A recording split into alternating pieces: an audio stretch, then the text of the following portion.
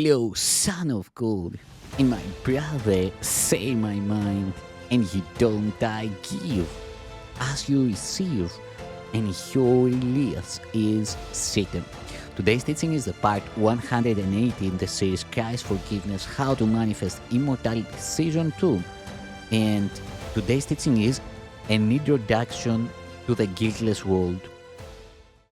If you did not feel guilty, you could not attack, for condemnation is the root of attack.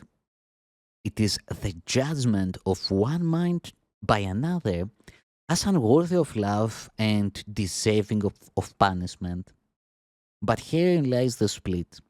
For the mind that judges perceives itself as separate from the mind being judged, believing that by punishing another it will escape punishment.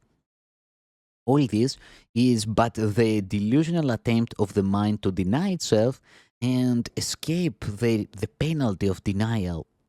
It is not an attempt to relinquish denial, but to hold on to it. For it is guilt that has obscured the Father to you, and it is guilt that has driven you insane. The acceptance of guilt into the mind of God's Son was the beginning of the separation, as the acceptance of the atonement is its end. The world you see is the delusional system of those made mad by guilt. Look carefully at this world and you will realize that this is so. For this world is the symbol of punishment, and all the laws that seem to govern it are the laws of death. Children are born into it through pain and in pain. Their growth is attended by suffering, and they learn of sorrow and separation and death. Their minds seem to be trapped in their brain, and its powers to decline if their bodies are hurt. They seem to love, yet they desert and are deserted. They appear to lose what they love, perhaps the most insane belief of all. And their bodies wither and gasp and are laid in the ground and are no more.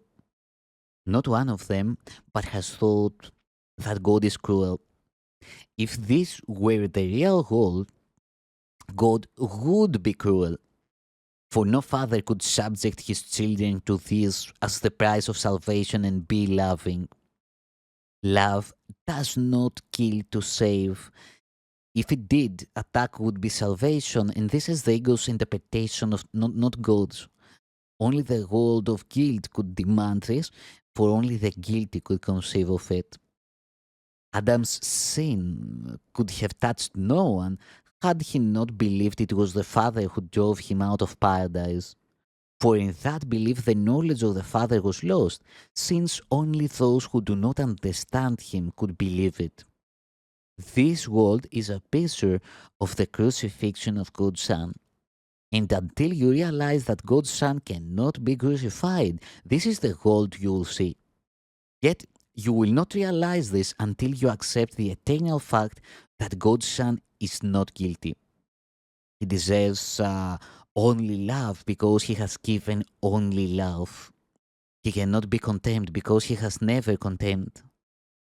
The atonement is the final lesson he needs to learn, for it teaches him that, never having sinned, he has no need for salvation.